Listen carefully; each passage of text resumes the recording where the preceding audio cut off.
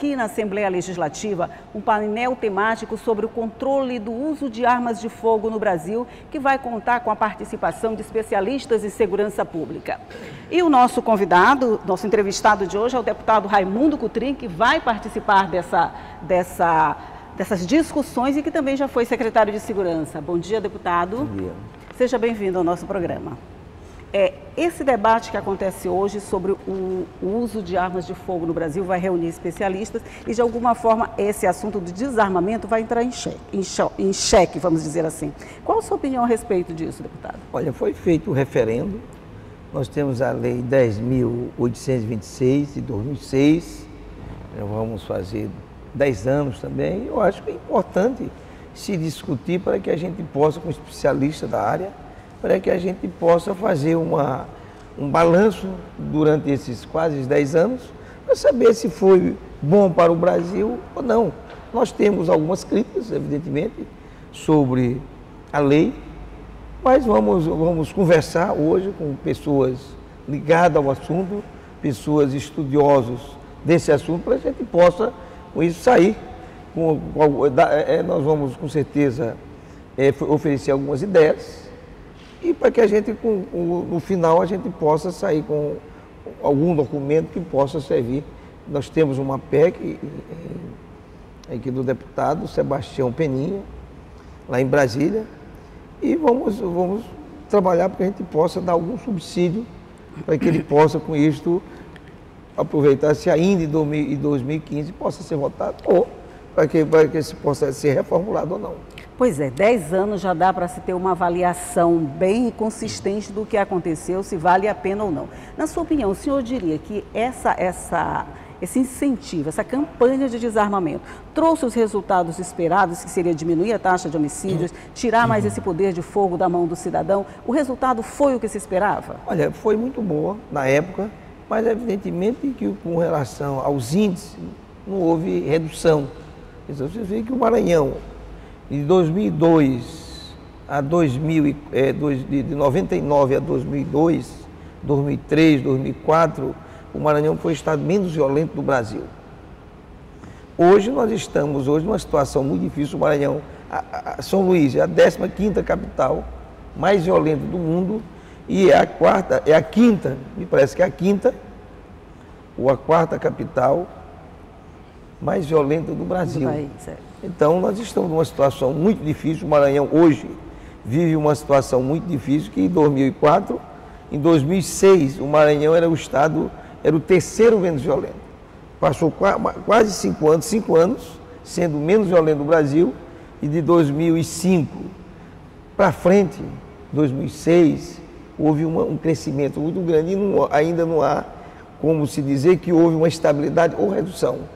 Então, nós estamos hoje discutindo esse assunto para que a gente possa ouvir e dar nossas sugestões com as pessoas estudiosas do assunto, para que a gente possa fazer um balanço e verificar realmente se foi bom, foi mais ou menos, ou foi ruim.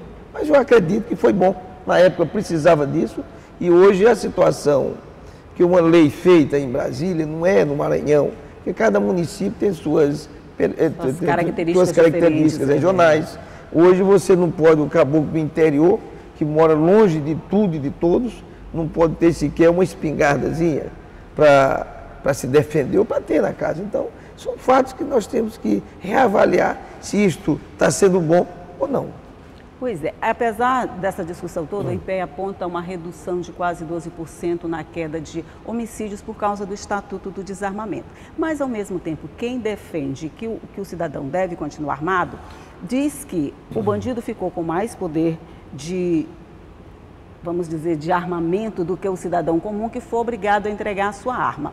Mas entre uma coisa e outra, não é melhor optar pela redução da taxa de homicídio, mesmo que ela tenha sido pequena durante todo esse tempo? Mesmo que tem que ser qualquer taxa que reduz, é importante. Nós comungamos com a ideia que a população não pode estar armada. Porque se o bandido, eu digo sempre que há duas categorias de pessoas, é o bandido e o policial. O policial, ele sempre tem que estar armado. E o bandido é bandido. Então nós não podemos também deixar aberto, sem o controle, Hoje o Brasil ainda não tem controle da entrada de armas, somente dos países vizinhos, que é um problema sério às nossas fronteiras, mas nós temos que procurar meios para que a gente possa reduzir o máximo possível armas irregulares em mão de pessoas, principalmente muitas pessoas de bem não sabem utilizar. Tudo isso tem. Hoje o porte e o registro ficou sob o controle da Polícia Federal. Certo. Antigamente era das polícias civis. Então nós vamos reavaliar se isso aqui é correto, porque na década de 80, quando surgiu o controle de armas de empresas de segurança pela Polícia Federal, que anteriormente era pelo Exército, depois veio o regulamento da Lei 89.056 e houve um problema, um vácuo de quase 3 anos, que a União criou, um problema seríssimo para as empresas de segurança do Brasil, onde as pessoas iam registrar, não, era o Ministério do Exército, aí depois não, era o Ministério da Justiça.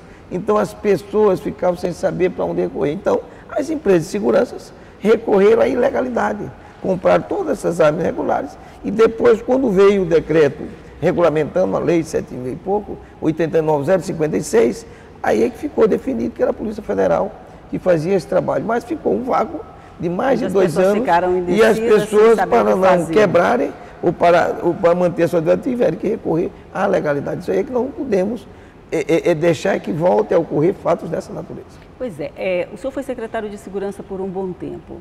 No último ano, em 2014, a gente teve um ano, pode-se dizer assim, sui generis, principalmente nos últimos meses do ano, quando a gente teve um crescimento enorme da violência, da taxa de homicídios no Estado.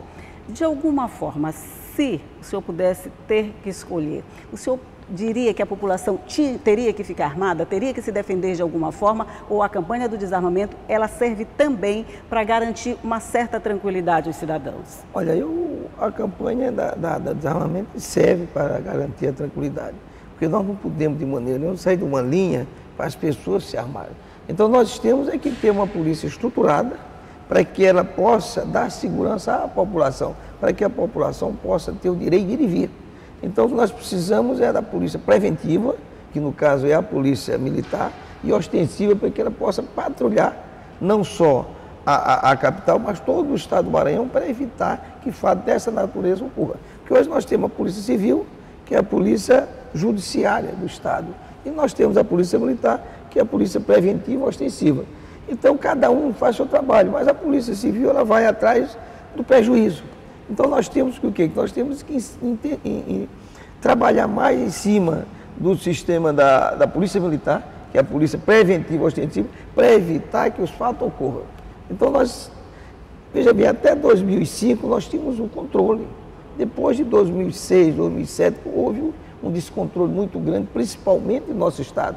O Maranhão, o estado menos violento, hoje nós estamos disputando o terceiro, quarto lugar no Brasil. A situação nossa é gravíssima. Ainda nós continuamos nessa situação difícil.